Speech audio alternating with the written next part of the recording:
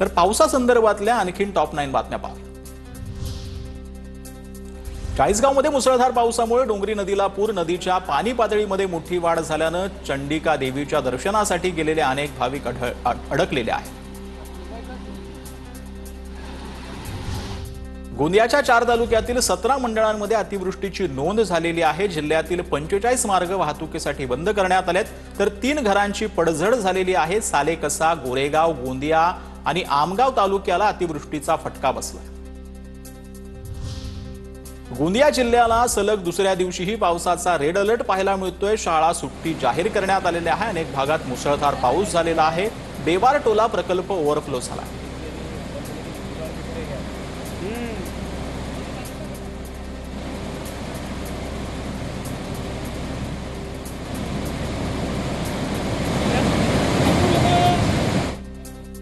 पावसामुळे अंबा सावित्री नदीच्या पाणी पातळीमध्ये वाढ झालेली आहे। महाड, पोलादपूर तालुक्यातील सर्व शाळांना सुट्टी जाहीर करण्यात आली।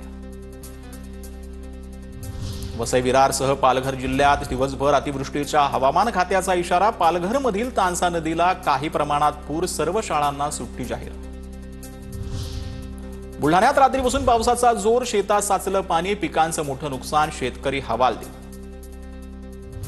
बीडसह आष्टी, माजलगाव, गेवराई, परळी, केज, आंबेजोगाईत अनेक भागामध्ये 2 दिवसांपासून संततधार, शेतकऱ्यांच्या आशा पल्लवीत। मात्र दमदार पावसाची प्रतीक्षा। तर बीड शहराला पाणी पुरवठा करणारं बिंदुसरा धरण पूर्ण क्षमतेनं भरलं। जळगावच्या चाळीसगाव तालुक्याला मुसळधार पावसानं झोडपलं। सखल भागात साचलं पाणी, गटार, नाले ओव्हरफ्लो झाल्यानं रस्त्यावर आलं पाणी। पाण्यातून वाट काढताना वाहनधारकांची कसरत। अमरावती जिल्ह्याला 48 तासांपासून मुसळधार पाऊस, पिकांचं मोठ्या प्रमाणात नुकसान। चांदूर बाजार तालुक्याला कपाशी आणि सोयाबीन गेलं पाण्याखाली। चांदूर बाजार, अचलपूर आणि भातुकुली तालुक्यातील शेतकऱ्यांचे अतोनात हाल।